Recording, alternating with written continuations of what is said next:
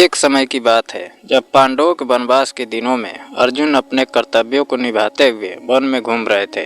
अर्जुन न केवल महान धनुर्धर थे बल्कि उन्हें भगवान श्री कृष्ण से मिली शिक्षा ने उन्हें एक महान योद्धा बना दिया था। एक दिन अर्जुन ने सोचा कि वह वन में सुंदर फूलों को तोड़ने जाएंगे ताकि वह उन्हें भगवान शिव की पूजा में अर्पित कर सके। यह एक सामान्य सा कार्य था, लेकिन इस कार्य के दौरान अर्जुन की मुलाकात एक विशेष व्यक्ति से हुई जो न केवल उनके जीवन को बदलने वाला था बल्कि एक गहरी शिक्षा देने वाला भी था। अर्जुन ने अपनी धनुष बाण को कमर से बांधकर और युद्ध के लिए तैयार होकर वन में प्रवेश किया। वह मार्ग में चल रहे थे, तभी उन्हें एक अद्भुत पुष्पमाला दिखी जो किसी देवता के चरणों के पास खड़ी प्रतीत हो रही थी। यह माला इतनी सुंदर थी कि उसकी खुशबू चारों ओर फैल रही थी।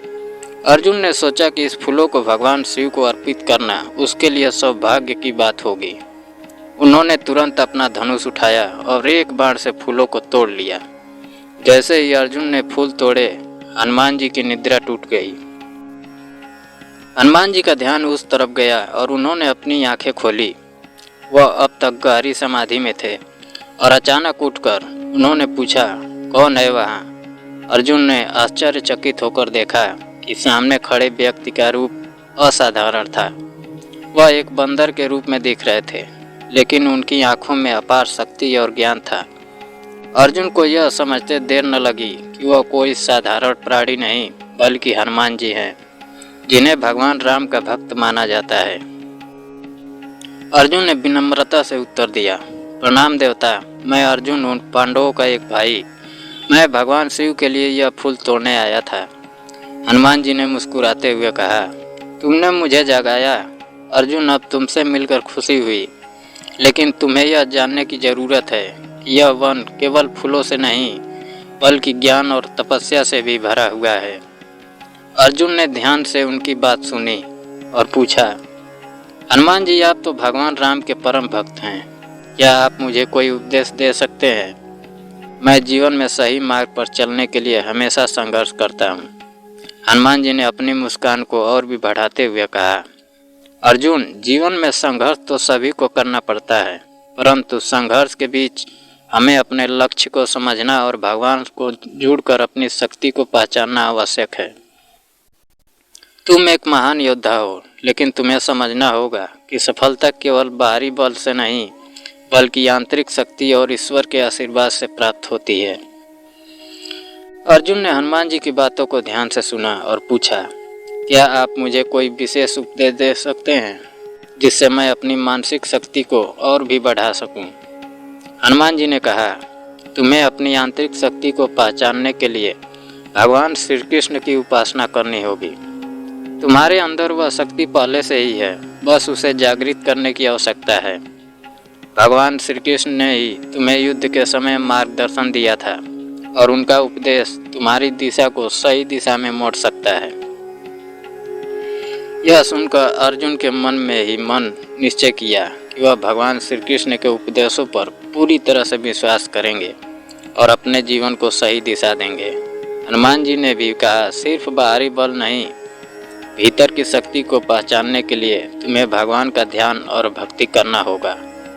भक्ति से सब कुछ संभव है अर्जुन। अर्जुन ने हनुमान जी से आशीर्वाद लिया और उनकी बातों को अपने जीवन में उतारने का संकल्प लिया।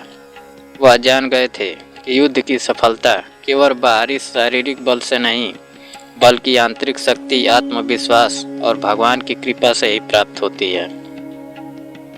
हनुमान जी ने अर्जुन को अपने जीवन के कुछ सिद्धांत भी समझाए, जैसे कि आत्मविश्वास, धैर्य और कठिनाइयों का सामना करने की क्षमता।